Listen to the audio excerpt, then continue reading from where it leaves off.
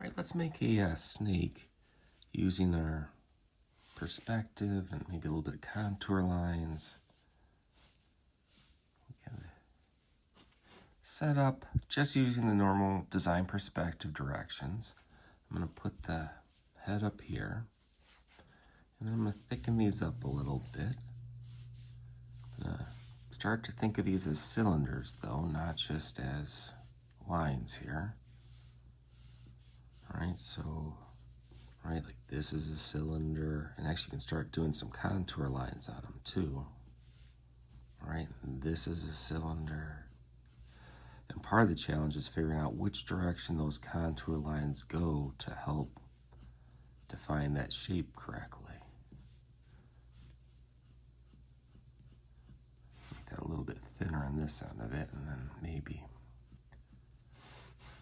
have a rattle for a tail. All right, so let's kind of go in and commit to that. First, I'm gonna make my snake face here, I guess. Give him a little attitude. He's a snake, so of course he's got attitude. Tongue maybe. All right, so I'm gonna start by focusing on the silhouette first.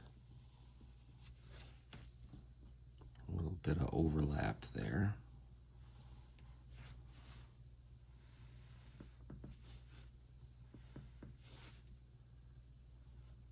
Again, a little overlap there. Helps understand which way that form is going. A little overlap on there.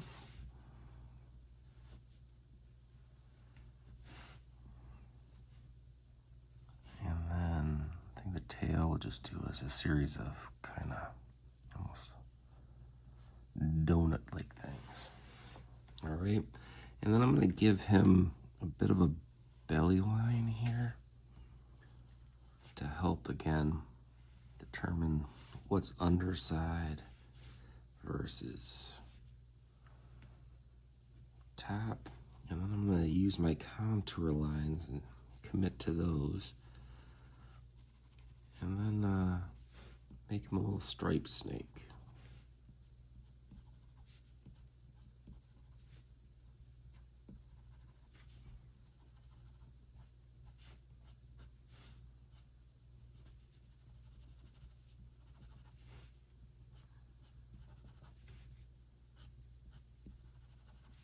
Doing them in order from front to back so I don't end up skipping or ending up with, checkerboarding it. All right. So that idea of using those contour lines to help define the shape, we could also, I guess, add a tiny bit of, let's do a little ground shadow here. All right, just to help make him feel like he's not just floating.